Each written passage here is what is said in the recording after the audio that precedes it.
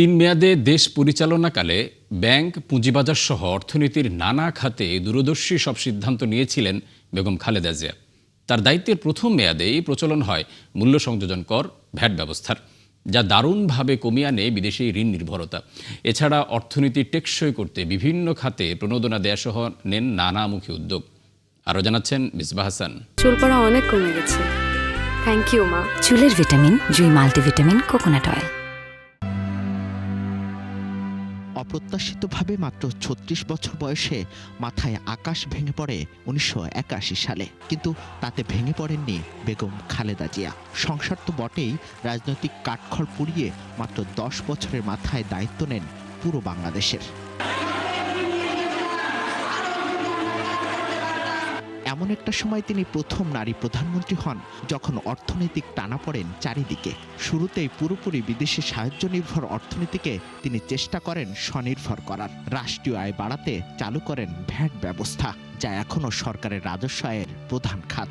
আমি আমাদের readymade garments সহ সকল রপ্তানি পণ্যকে যুক্তরাষ্ট্রের বাজারে শুল্ক মুক্ত প্রবেশাধিকার দেওয়ার জন্য আবারও জোরালো আহ্বান জানাচ্ছি। এছাড়া ঝিমিয়ে পড়া প্রবৃদ্ধির গতিকে ত্বরান্বিত করতে নেন বহুমুখী উদ্যোগ। অর্থ উপদেষ্টা সালাউদ্দিন আহমেদ মনে করেন তার অনেক দূরদর্শী সিদ্ধান্তের ফল দীর্ঘ সময় পরও ভোগ করছে বাংলাদেশ। ব্যবসা বাণিজ্য ব্যাপারে উনি ইসে করতেন।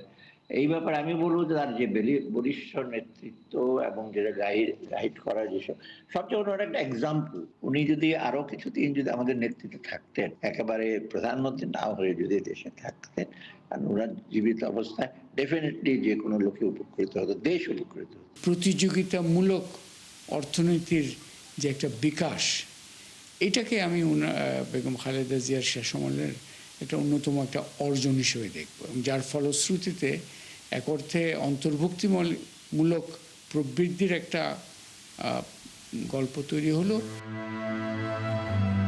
আর্থিক খাত পুনর্গঠনে খালেদা জিয়ার অবদান অসামান্য। ব্যাংক, কোম্পানি আইন ও আর্থিক প্রতিষ্ঠান আইন প্রণীত হয় তার আমলেই। সিকিউরিটিজ অ্যান্ড এক্সচেঞ্জ কমিশন আইনের মাধ্যমে পুঁজিবাজারের প্রতি আস্থা বাড়ানোর উদ্যোগও আসে খালেদা জিয়ার হাত ধরে।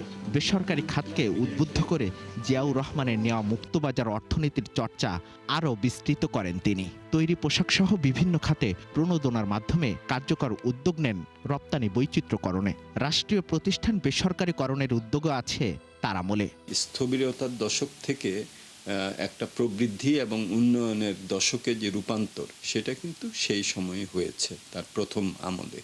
এবং তখন আমরা দেখি যে রাজস্ব খাতে বড় ধরনের সংস্কার হয়, বিশেষত বাণিজ্য খাতের বড় সংস্কারের মাধ্যমে বাংলাদেশকে বিশ্বায়ন প্রক্রিয়ার সাথে শক্তিশালীভাবে যে সম্পৃক্ত করা, সেটা কিন্তু তখন শুরু হয়। বৃত্তি দেয়া হবে, কিন্তু বাচ্চাকে, ছেলে বা মেয়েকে স্কুলে পাঠাতে হবে। এই যে প্রাথমিক বৃত্তির ধারণাটা কিন্তু সেখান থেকে শুরু হয় এবং ধাপে ধাপে সেটা পরবর্তী প্রাইমারি স্টাইপেন্ডস প্রোগ্রাম শুরু হয়। দ্বিতীয় একই সময়কালে আবার সেকেন্ডারির জন্য গার্লস স্টাইপেন্ড প্রোগ্রাম, মাধ্যমিক শিক্ষায় মেয়েদের অন্তর্ভুক্তির বিষয়টাও কিন্তু জোরালোভাবে শুরু হয় ওই সময়কালে। খালেদা জিয়ার অর্থনীতি ও রাজনীতির মূলে ছিল সাধারণ মানুষ। তাই তো একজন দক্ষ প্রশাসক ও খাঁটি দেশপ্রেমিক হিসাবে চিরস্মরণীয় হয়ে থাকবেন তিনবারের এই প্রধানমন্ত্রী। দেশের জন্য, মানুষের জন্য কাজ করেছি। মিসবাহ হাসান, ৭১, ঢাকা।